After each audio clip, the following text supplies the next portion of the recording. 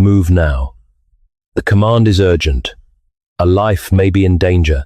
The facts are incomplete. Authority is speaking. Fear is already narrowing the field of vision. The believer wearing the uniform has perhaps seconds to act or refuse. There is no quiet room for a leisurely theology of force, no committee of trusted counselors, no opportunity to begin forming convictions.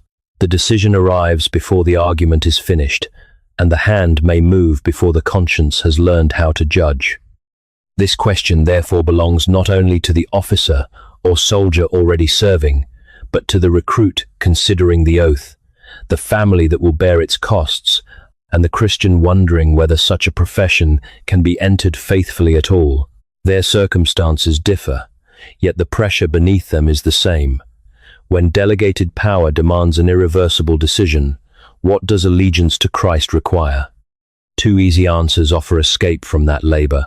One treats the uniform as though lawful appointment made every command sacred. The other treats the weapon as though its mere possession made every bearer corrupt. But neither reverence nor suspicion can substitute for discernment.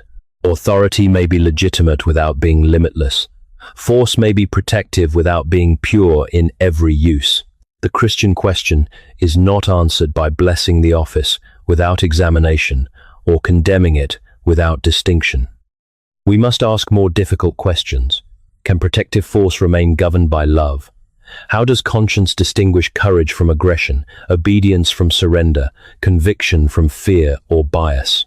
When must a Christian obey? When must clarification be sought? When must a specific wrong be refused? And when does continued service become settled complicity requiring resignation? We will consider delegated authority, restraint, reason, conscience, moral injury, truthful repair, concrete cases, refusal, and resignation not as isolated controversies, but as one continuous moral argument.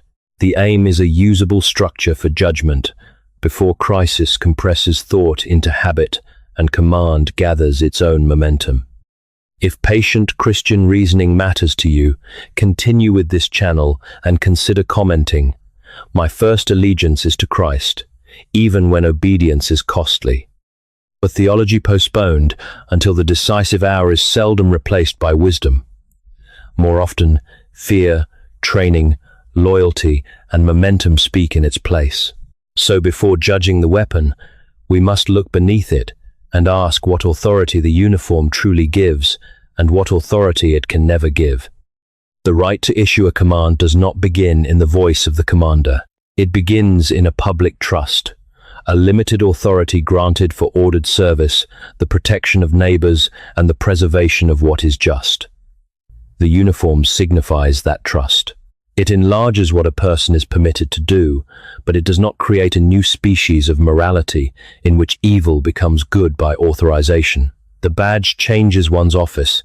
It does not change the nature of truth. This is why the Christian enters service carrying two allegiances that must never be treated as equals. There is a secondary duty to the institution, a duty that may demand courage, discipline, sacrifice, and even the surrender of personal safety. Such loyalty should not be dismissed as hypocrisy or vanity. It may be honorable and costly, yet beneath it stands the primary allegiance to Christ, by which every oath, policy, mission, and command must finally be judged. Service may claim our labor, it may not claim our worship. Rank may direct our actions, it may not redefine our neighbor as something less than a person to be loved. A vocation, therefore, cannot be judged merely by its title, its reputation, or the nobility of its stated purpose. We must ask what end it actually serves, what means it permits in pursuing that end, and what kind of person its repeated habits are forming. An institution may speak of protection while rewarding domination. It may speak of loyalty while training concealment. It may also, through disciplined restraint and truthful service, form courage, patience, and readiness to bear danger for another. The name of the profession settles none of this by itself. Here, both romanticism and contempt fail us. Romanticism sees sacrifice and refuses to examine power. Contempt sees power and refuses to recognize sacrifice. A more faithful judgment can honor those who protect the vulnerable without pretending that every institutional decision is righteous. It can acknowledge corruption without declaring every act of service corrupt. Armed service is neither automatically forbidden nor automatically blessed. It is a conditional stewardship, honorable only while its authority remains ordered toward good and its methods remain morally accountable. The chain of command can transfer responsibility for a task, but it cannot transfer away the moral agency of the person who performs it. A superior may possess greater knowledge, wider responsibility, and lawful power to direct. Yet no superior can stand inside another person's conscience and become the one who chose in that person's place. The badge may enlarge the hand's reach, but it cannot replace the soul that must answer for what the hand has done. Once authority is seen in this light, real, necessary, and limited, the next question becomes unavoidable. Even when the commander may rightly command, can the force commanded remain an instrument of protective love, or does force inevitably become love's contradiction? The pacifist warning must not be hurried past, for it reaches deeper than a preference for peaceful methods. It asks whether discipleship can permit the deliberate wounding of one whom Christ commands us to love. It recalls that the Christian must renounce hatred, refuse retaliation, and beware the terrible exchange by which resistance to evil slowly acquires the character of the evil resisted. The continuing attention Christians give this question does not prove pacifism true or false. It does prove that the concern cannot be dismissed as cowardice, without first being heard as a serious claim about faithfulness. Yet another neighbor stands within the same moral field, the person exposed to violence, while the strong preserve their innocence by refusing to intervene. Non-action may keep one's hands untouched, but clean hands alone do not establish that love has been obeyed. If power could restrain grave wrongdoing and does nothing, restraint may cease to be mercy and become abandonment. The question is therefore not simply whether force was used, but whether responsibility was accepted. We must distinguish physical force from cruelty. Force is a capacity to constrain, disarm, separate, arrest, or stop. Cruelty is a purpose that delights in pain, seeks humiliation, indulges vengeance, or treats domination as victory. The same outward strength may serve radically different masters. Love does not make every use of power righteous, but neither does love always require helplessness. It asks whom the act protects, what good it intends, what limits govern it, what alternatives remain possible, and whether the act ceases when the need for protection has ceased. This last boundary is crucial. Protective force must remain reluctant to exceed its task. It must not convert necessity into permission for rage, nor danger into an excuse for contempt. Its aim is not to make an enemy suffer, because suffering feels deserved. Christian victory is more disciplined, the innocent preserved, wrongdoing restrained, the wrongdoer still regarded as human, and hatred denied a home within the protector. Once force begins serving revenge, pride, punishment without authority, or the appetite to dominate, it has changed masters, however honorable the uniform or urgent the language surrounding it. This distinction offers a morally serious middle position, but not an easy acquittal. It does not automatically justify any particular shooting, arrest, strike, campaign, or war, nor does it automatically condemn every intervention. It begins judgment. It does not complete it. Both action and inaction must answer to protective love. But a harder difficulty now appears. Fear may call itself prudence, vengeance may call itself justice, and obedience may borrow the language of duty. How then can a fallible conscience determine whether protection is genuine or merely a respectable name for aggression? The answer begins within conscience, but conscience is not a private oracle whose first impression ends the matter. Within its hidden courtroom, several voices contend before judgment is rendered. Conscience warns, reason examines, authority instructs, bias distorts, and obedience urges action. None may simply seize the bench. Christian conscience is not sovereign impulse. It is moral judgment that must be formed through truth, corrected by humility, and governed by allegiance to God. We must honor conscience because acting against a sound moral judgment can become a deliberate surrender to wrongdoing. Yet honoring conscience is not idolizing it. Conscience can speak faithfully, but it can also be dulled by repetition, inflamed by fear, trained to accept what should horrify it, or flattered into approving whatever protects status, belonging, or ambition. The conscience fit to resist wrongful authority must first become willing to resist its own excuses. Its examination therefore begins with truthful naming. What, precisely, am I being asked to do? Not the professional euphemism, not the phrase that hides agency, but the act itself. What purpose does it serve? What harm can reasonably be foreseen? What alternatives remain? Which loyalties are pressing upon the verdict? Love of neighbor, fear of punishment, loyalty to companions, resentment toward an adversary, desire for praise, or dread of appearing weak. Moral confusion often survives by keeping the contemplated act vague. Truth makes it concrete. But neither unease nor confidence is a verdict. Anxiety may accompany a righteous act because courage is costly. Moral discomfort does not by itself establish moral prohibition. Likewise, calm institutional assurance may arise from training, habit, or collective blindness. Confidence does not establish innocence. The question is not merely, do I feel troubled?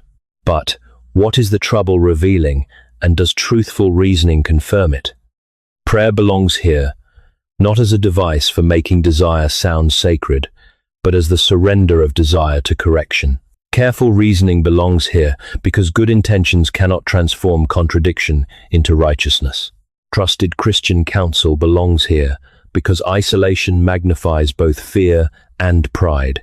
Truthful facts belong here because judgment built upon rumor, prejudice, or convenient omission cannot become faithful merely by becoming sincere. Yet no pastor, friend, commander, or advisor can assume the final responsibility of the person who acts. Counsel can illuminate the evidence. It cannot become another soul's conscience. The dangers stand at opposite ends. On one side is the conscience silenced by obedience, treating authorization as absolution. On the other is the conscience that baptizes preference, anger, or aversion as divine command and refuses every correction as compromise. One surrenders moral agency, the other crowns the self. Disciplined humility refuses both. It listens without civility, questions without vanity, and remains teachable without becoming evasive. But examination must finally lead somewhere. If conscience is to guide action under authority, an order must pass through definite moral thresholds capable of showing when one should obey, when one must pause for clarification, when refusal becomes necessary, and when continued service can no longer be separated from complicity. The first gate is authority. Does the person issuing the command possess lawful responsibility for this kind of action, in this circumstance, toward this end? Rank can coordinate judgment, but it cannot create unlimited jurisdiction. A commander may direct what belongs to the office. The office cannot make every desire commandable. The chain of command cannot climb above moral law by pulling itself upward through rank. The second gate is the object. What will actually be done, and to whom? One must remove the technical language until the human act is visible. Deliberate cruelty does not become procedure because a manual supplies a colder name. Punishing the innocent does not become necessity because the institution prefers silence. Concealing wrongdoing does not become loyalty because disclosure carries a cost. The third gate is purpose. Is the controlling aim protection and legitimate duty, or has another motive taken command, revenge, intimidation, domination, prejudice, or the preservation of one's position at another person's expense? Mixed motives are common, and complete purity may be impossible. Yet the decisive purpose still matters, because a protective power governed by resentment is already being bent toward another kingdom. The fourth gate concerns means and limits. Is the proposed action restrained in relation to the good it claims to protect? Are meaningful alternatives available? What foreseeable harm must be considered? And, crucially, what fact would require the action to stop? Power without a stopping condition is not disciplined protection. If no surrender, separation, removal of danger, or change of circumstance can end the force, necessity has become an appetite. The fifth gate is truth before God.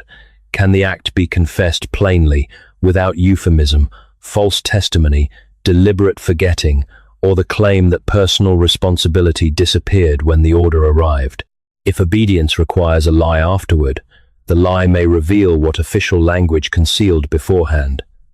God is not deceived by vocabulary designed to numb the person who must answer. These gates lead to distinct obligations. When legitimate authority directs a morally permissible act toward a rightful purpose by restrained means, and the act can bear truthful accountability, the Christian should obey. When facts are genuinely uncertain and time permits, one should seek clarification, additional information, time, counsel, or a less harmful course. Uncertainty must not become a theatrical excuse for delay, but neither should urgency be used to forbid every honest question. When a clear boundary fails, the particular wrong must be refused. The refusal should be precise, calm, and limited. Name what cannot be done, give the truthful reason, and use available lawful, pastoral, professional, and institutional channels where possible. Those channels may test judgment and provide protection. They cannot manufacture innocence. And when the role repeatedly requires, rewards, conceals, or normalizes what conscience must refuse, resignation may cease to be retreat and become fidelity. A Christian may wear the uniform only conditionally, obey what is righteous, refuse what is wrong, and leave when continued service makes complicity a settled condition. Yet, even a right framework does not leave every soul unscarred. After an act, an omission, or a witnessed wrong, the decision may be over while accusation remains. Then the question is no longer only what should have been done, but what truth, grief, grace, and repair now require. The operation may end in minutes, while the moral event continues for years. A person may return with praise, promotion, or official assurance, and still discover that the inward argument has not concluded. We may use the phrase moral injury cautiously, not as a diagnosis, but as a description of the anguish that can follow doing, permitting, witnessing, or failing to prevent what one believes was gravely wrong. The wound lies not only in what was suffered, but in what the person fears has become true about the act, the institution, or the self. Public approval cannot settle that question. A commendation may recognize courage under danger, yet it cannot answer every private accusation. The institution may declare that procedure was followed while conscience continues to ask whether truth was honored, whether a neighbor was loved, whether fear overcame courage, or whether loyalty became silence. Nor does condemnation from others prove guilt. Applause and accusation are both forms of human judgment.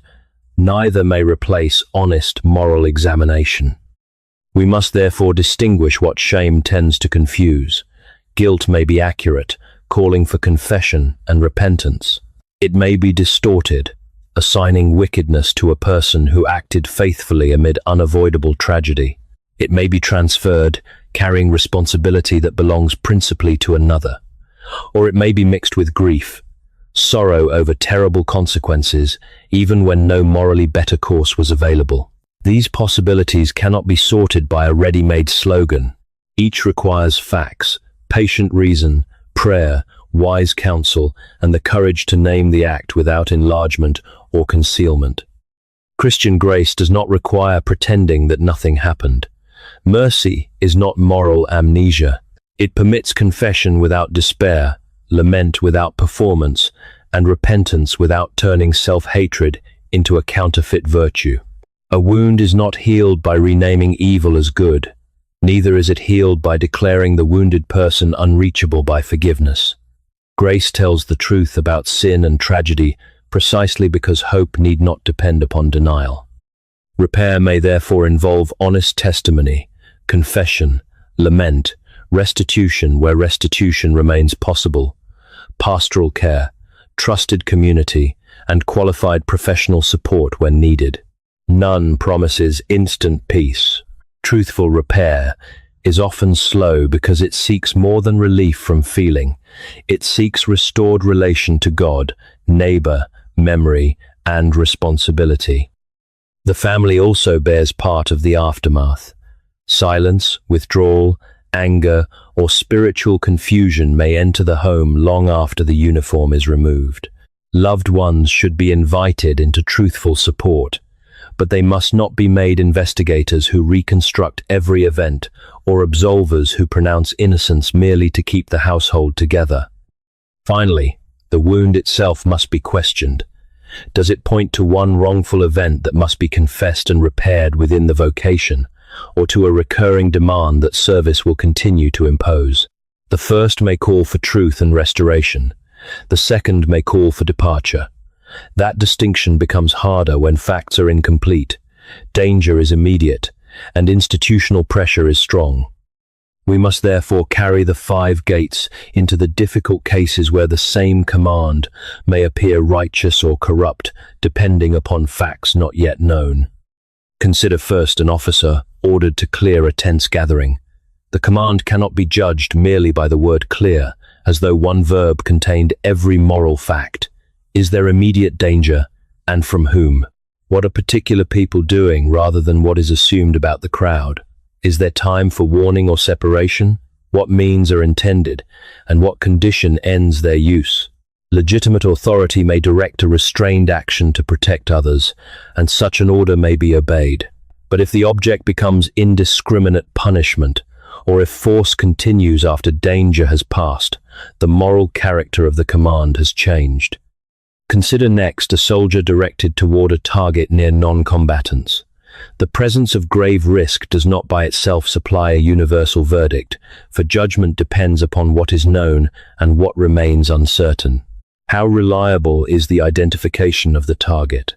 Is the governing purpose truly protective? What harm is foreseeable? Are less harmful alternatives available? Does urgency permit further verification?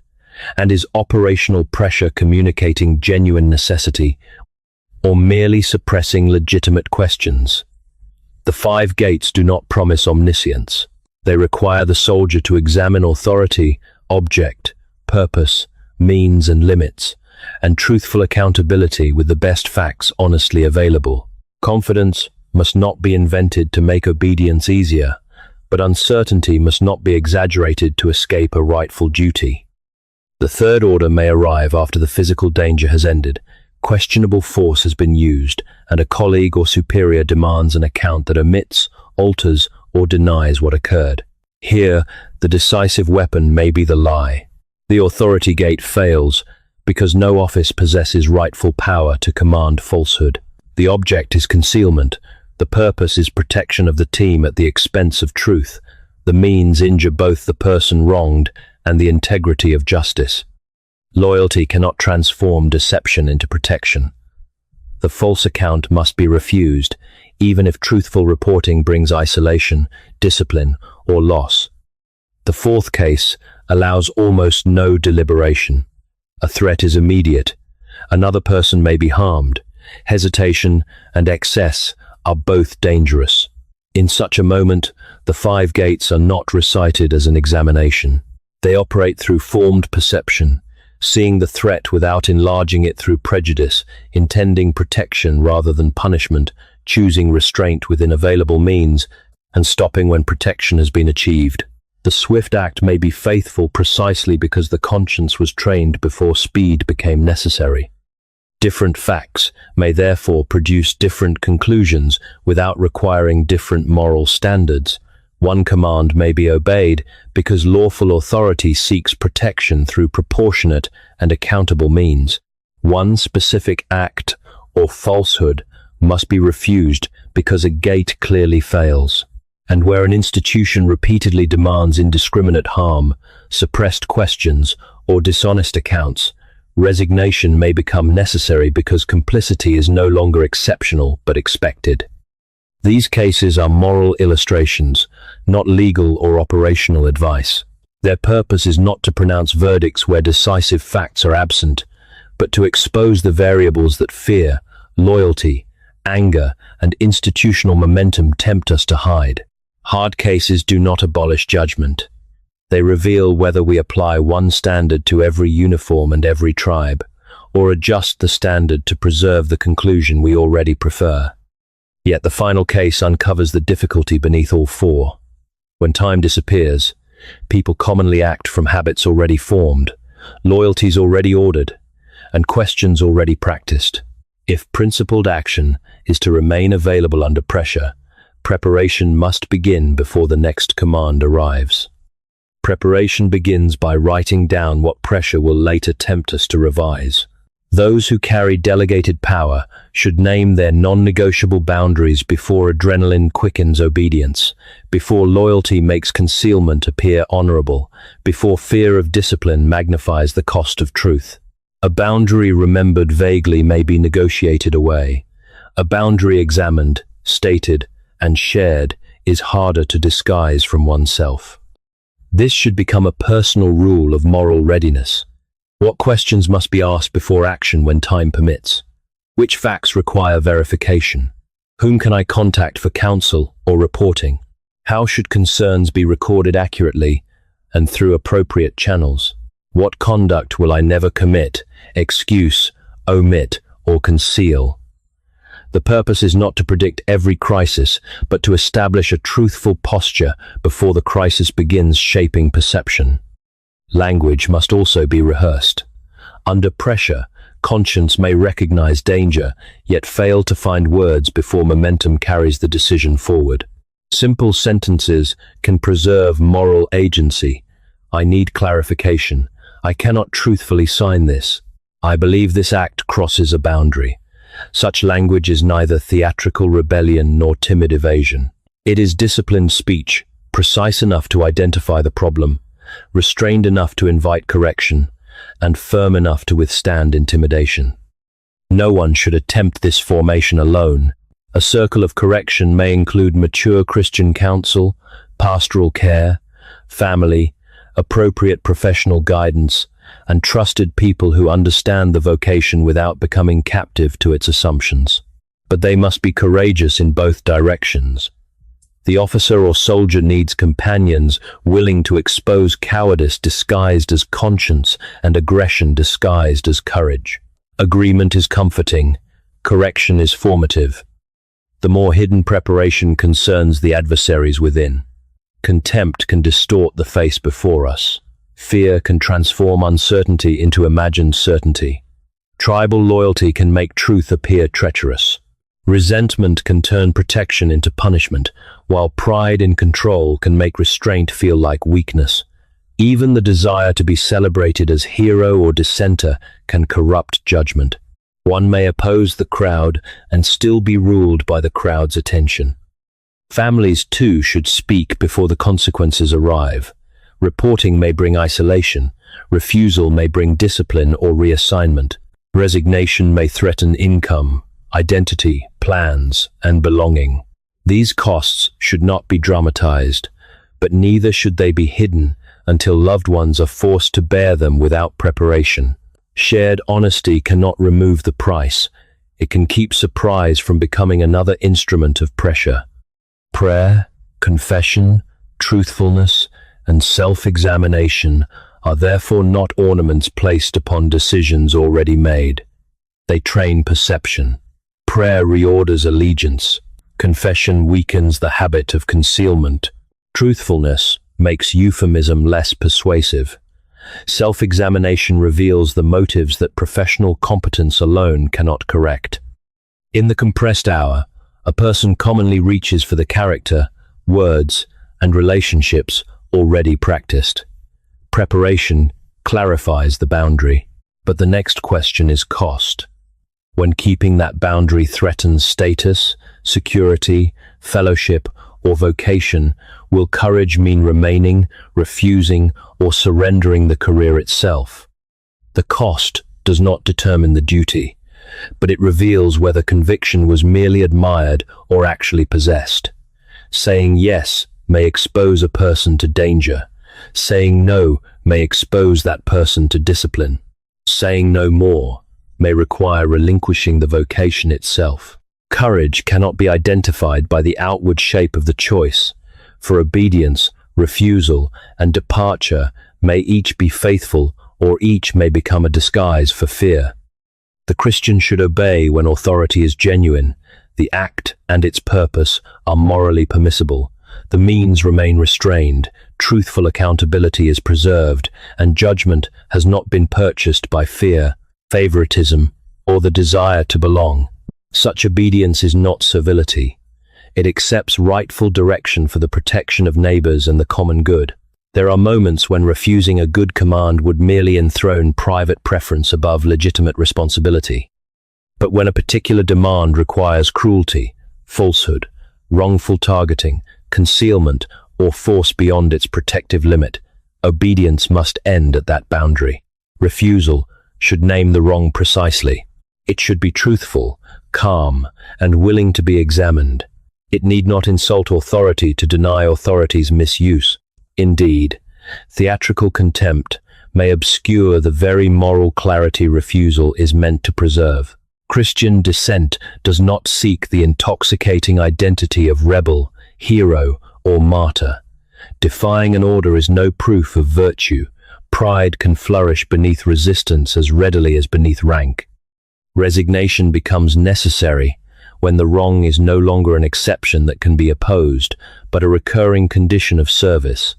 When honest work is made structurally impossible, when continued employment depends upon repeated participation, silence, or deception, or when remaining steadily teaches the conscience to rename evil as duty. At that point, departure is not abandonment of responsibility, but refusal to lease one's moral agency in exchange for security. Yet staying may also demand courage. If a person can continue protecting neighbors, speaking truth, restraining wrongdoing, receiving correction, and resisting corrupt demands without becoming a settled participant in them, remaining may preserve goods that departure would surrender. One must not resign merely to escape difficulty, nor remain merely to escape loss. The question is whether service still permits faithfulness or increasingly requires its denial. Either course may cost belonging, reputation, advancement, income, cherished plans, or an identity built across years. These consequences are possible, not inevitable, but their possibility must be faced without pretending that sacrifice automatically sanctifies the decision. Loss can accompany wisdom or folly. The moral question remains, what truth and love require? So the answer is direct. A Christian may wear a badge or carry a weapon, but never as permission to outsource conscience, worship power, hate an enemy, conceal wrongdoing, or obey what is evil. The calling remains conditional. Obey the good, refuse the wrong, and leave when complicity becomes the established price of staying.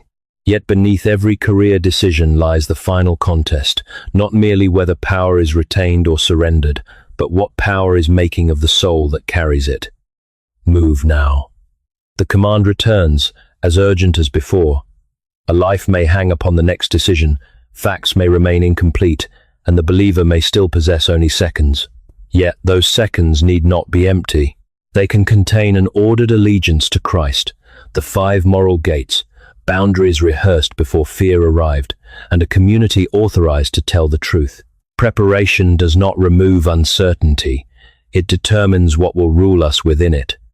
For beneath every issued weapon lies a deeper instrument, the human will. Steel does not choose its purpose, its limit, or the moment it must be lowered. A person does.